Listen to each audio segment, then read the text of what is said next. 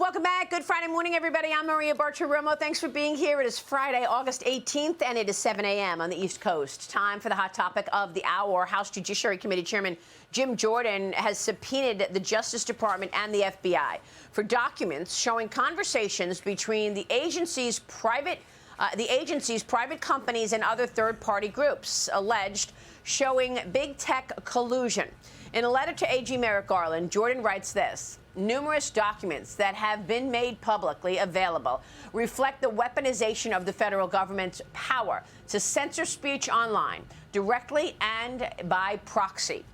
It is necessary for Congress to gauge the extent to which DOJ officials have coerced, pressured, worked with, or relied upon social media and other tech companies to censor speech. Jordan demanding that the agencies turn over response documents next month. Daniel, we know what happened here because of the release of the Twitter files.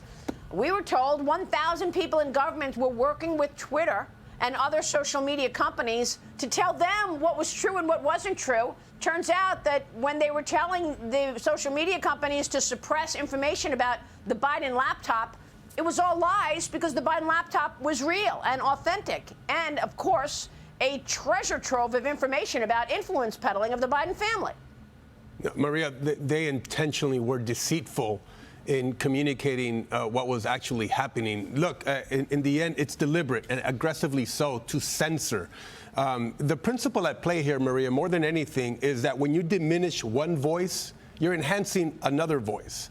And whose voices are you enhancing? It was that of the government over that of individual Americans concerned about their safety, concerned about what was happening to each one of them, their neighbors and their communities that they live in.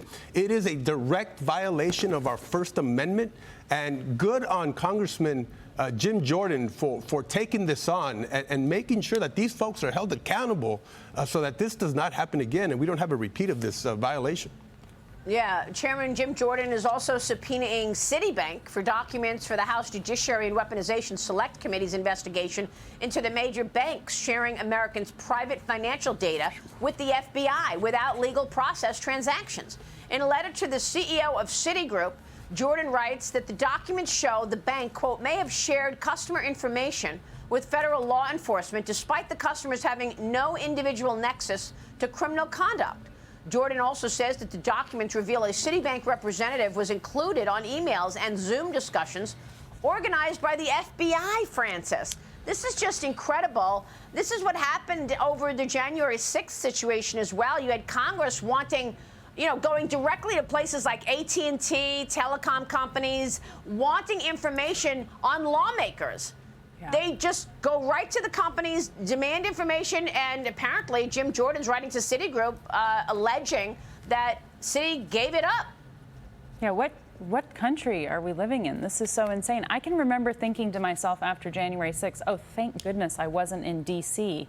That just, coincidentally at that time, because I realized that, credit card statements and debit cards, we have no privacy anymore. I mean, the technology makes that very difficult.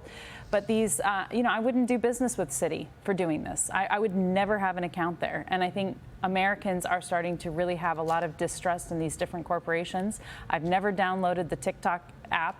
It's just because we have to, at some point, just say, okay, we're not going to support these efforts to undermine our privacy and completely unnecessarily.